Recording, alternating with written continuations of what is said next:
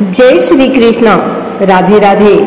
आइए सुनते हैं पुत्रदा एकादशी व्रत कथा।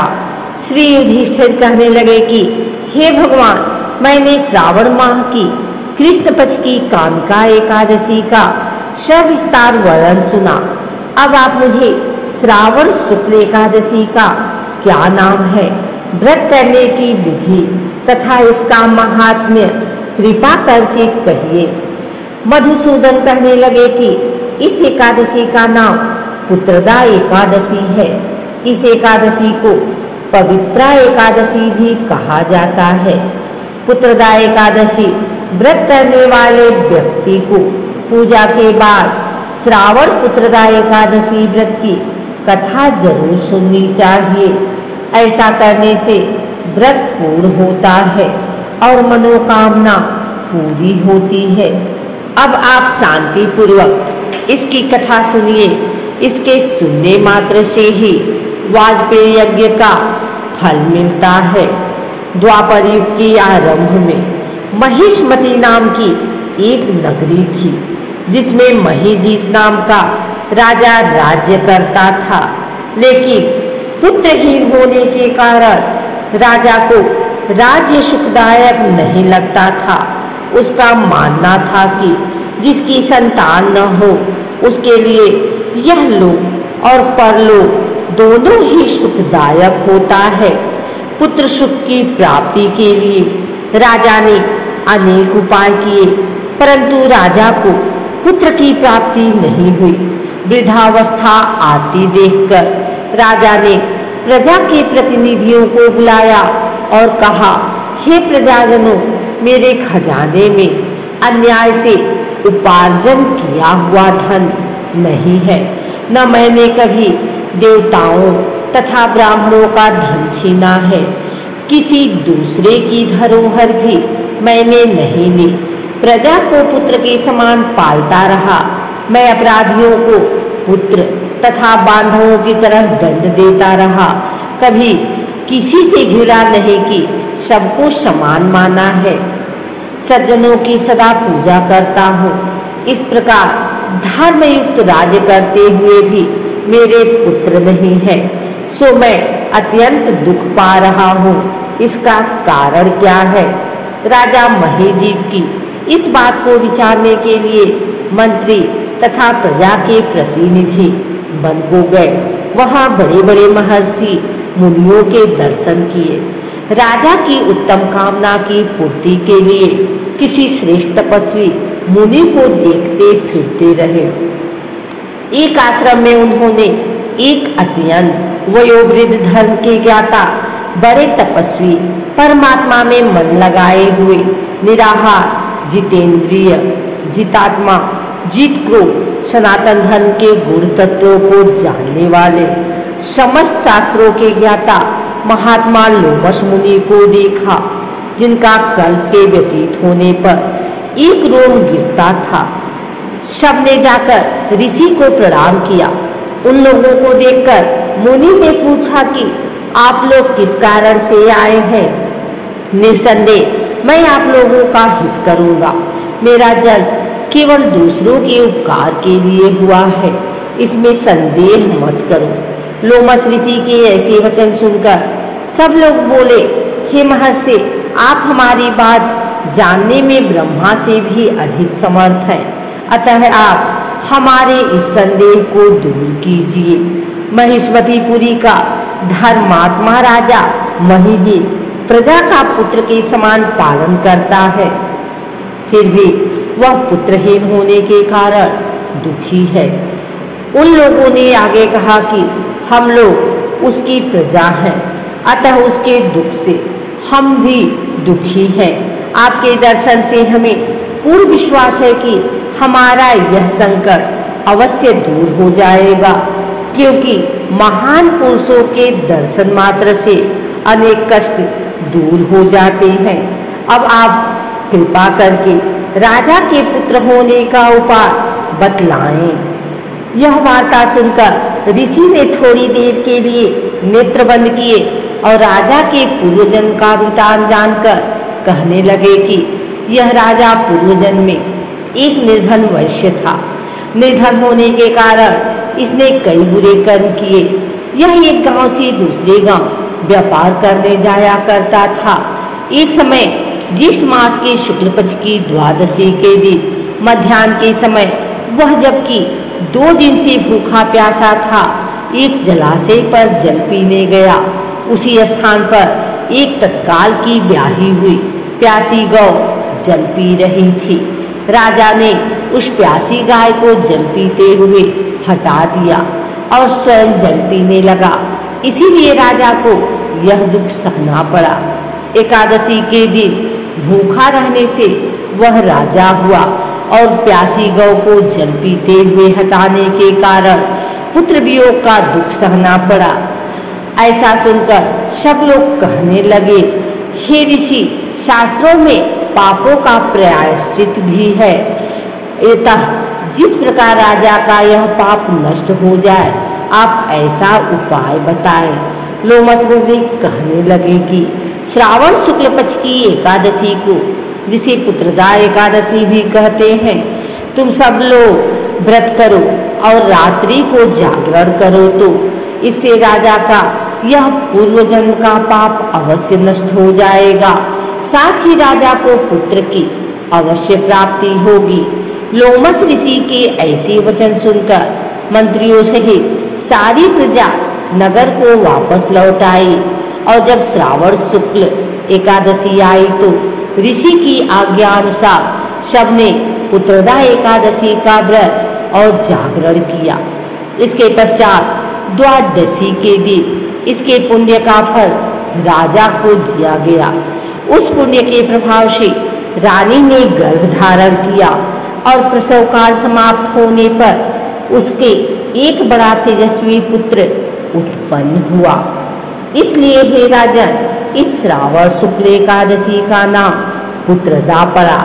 अतः संतान सुख की इच्छा हासिल करने वाले इस व्रत को अवश्य करें।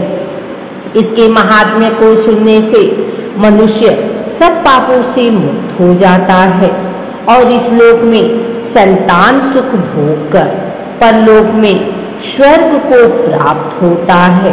आइए सुनते हैं एकादशी की आरती।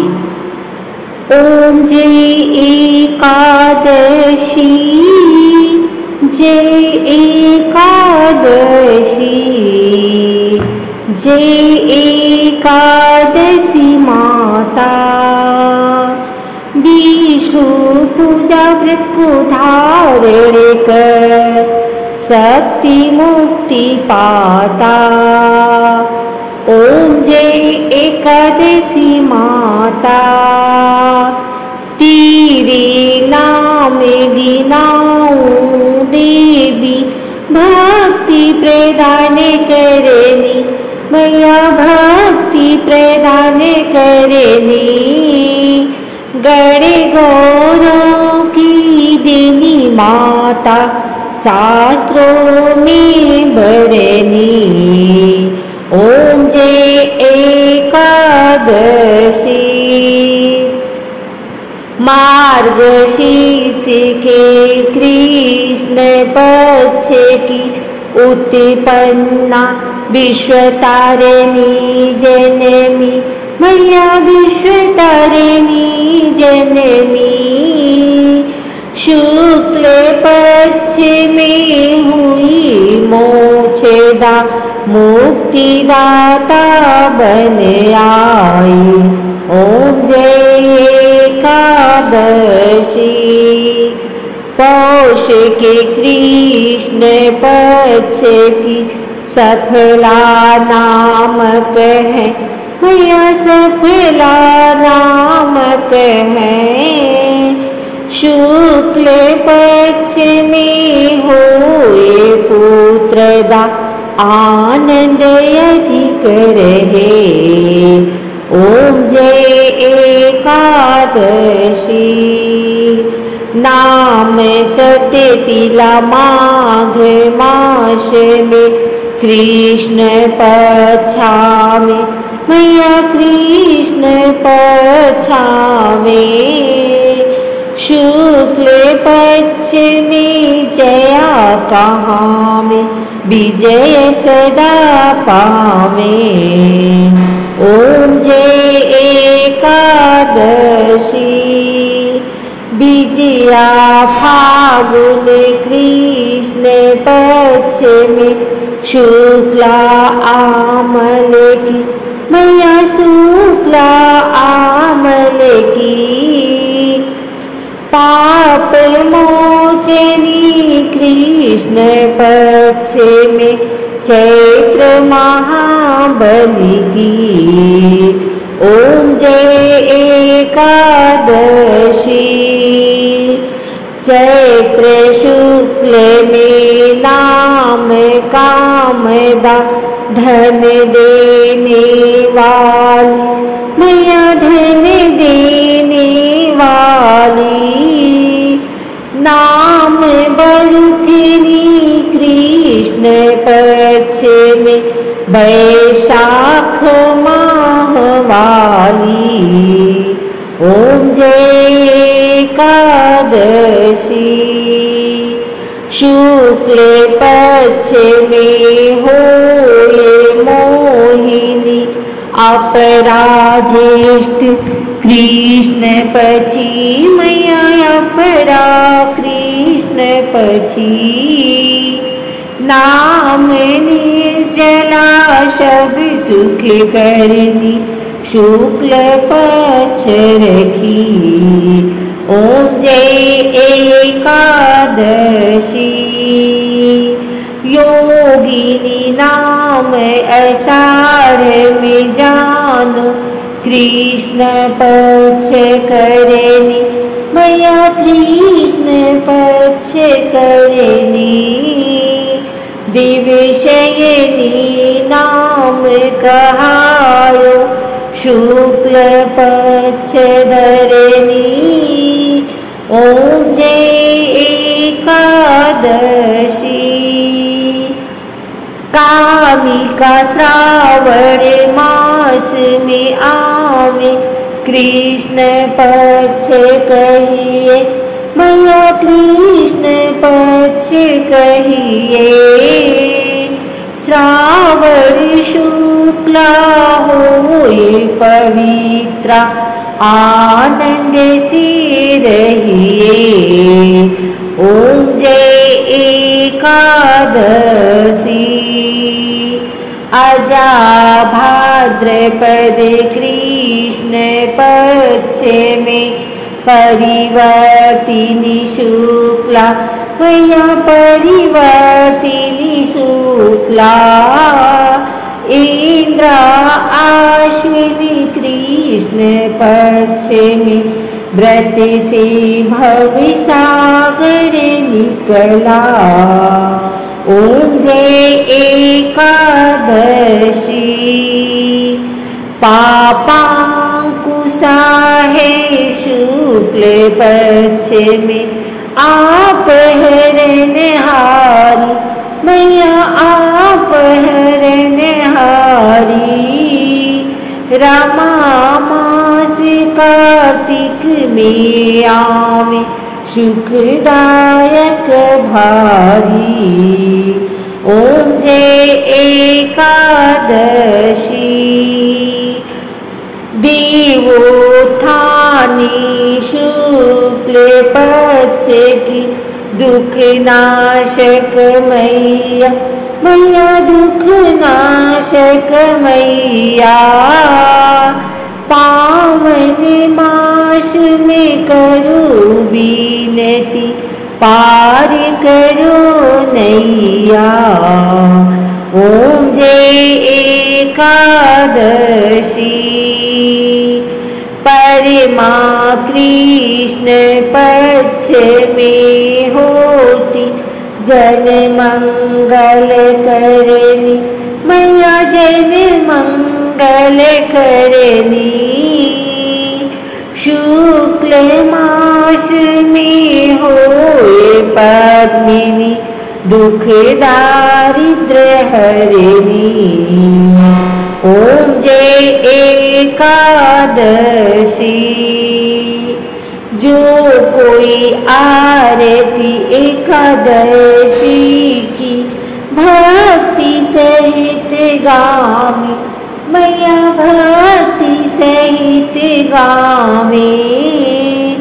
जन गुर दीता स्वर्ग का वासा, निश्चय वह पावे।